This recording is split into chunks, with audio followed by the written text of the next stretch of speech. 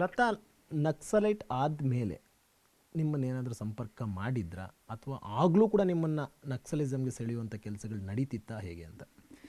ಇಲ್ಲ, ಹೌದು, 2007ರವರೆಗೆ ಸ್ವಲ್ಪ ಸಂಪರ್ಕ ಎಲ್ಲ ಇದೆ.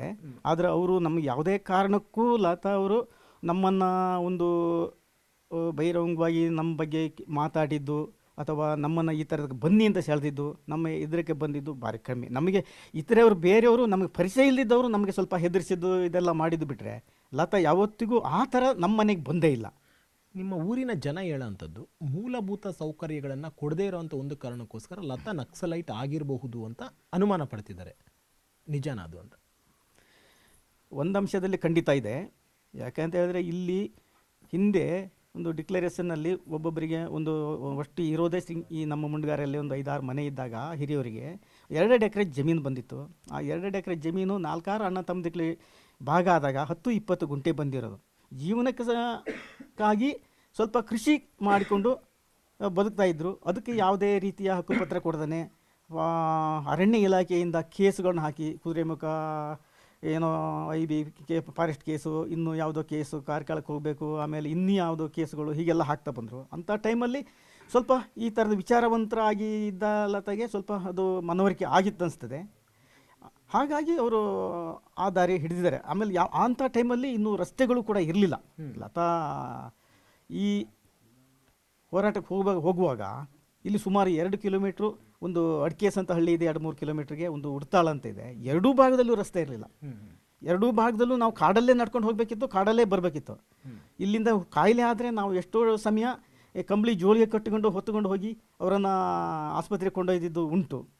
ಈಗ ವಿಕ್ರಮ್ ಗೌಡ ಎನ್ಕೌಂಟ್ರ್ ಆಗುತ್ತೆ. ವಿಕ್ರಮ್ ಗೌಡ ಎನ್ಕೌಂಟ್ರ್ ಆದಂತಹ ಬಳಿಕ ಕೆಲವೊಂದು ರೀತಿ ಲತಾನು ಎನ್ಕೌಂಟ್ರ್ ಮಾಡ್ಬೋದೇನೋ ಅನ್ನುವಂಥ ಒಂದು ಆಲೋಚನೆ ನಿಮ್ಮ ಮೈಂಡಲ್ಲಿತ್ತ?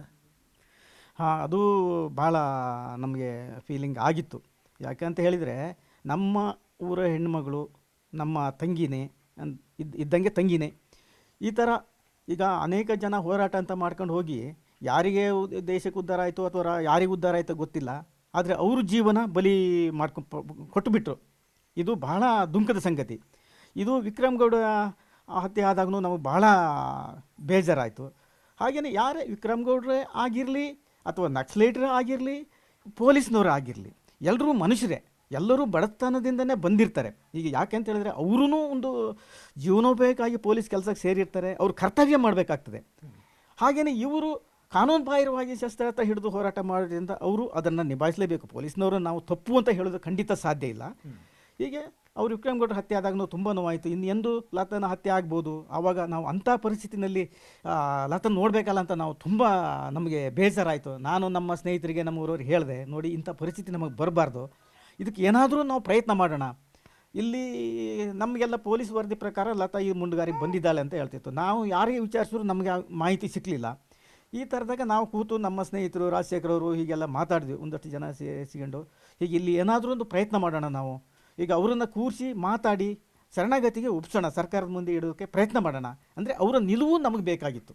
ಈಗ ಅವರು ಶರಣಾಗ್ತಾರೋ ಬಿಡ್ತಾರೋ ಅನ್ನೋದು ನಿಲುವು ನಮಗೆ ಬೇಕು.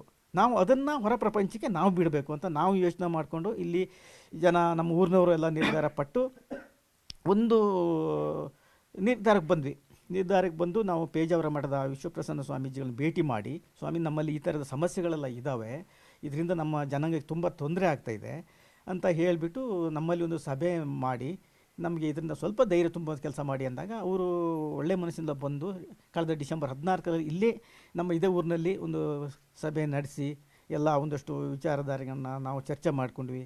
ಅದರ ಪ್ರತಿಫಲವು ಎಂಬಂತೆ ಇವರು ಸಹ ಶರಣಗತಿಗೆ ಒಪ್ಪಿದ್ದಾರೆ. ಇದಕ್ಕೆ ನಾವು ಒಂದು ಏನು ಹೇಳಬೇಕು ಅಂತ ಹೇಳಿದ್ರೆ, ಈ ಶಾಂತಿಗಾಗಿ ನಾಗರಿಕ ವೇದಿಕೆ ಸದಸ್ಯರು ಇರ್ಬೋದು, ನಮ್ಮ ರಾಜ್ಯ ಸರ್ಕಾರ ಇರ್ಬೋದು, ನಮ್ಮ CM ಸಿದ್ದರಾಮಯ್ಯನವರು ಇರ್ಬೋದು, ಇವರ ಪ್ರಯತ್ನನ ನಾನು ತುಂಬ ಹೃದಯದಿಂದ ನಾವು ಮತ್ತು ನಮ್ಮ ಊರಿನ ಜನರು ಸ್ವಾಗತಿಸ್ತೀವಿ.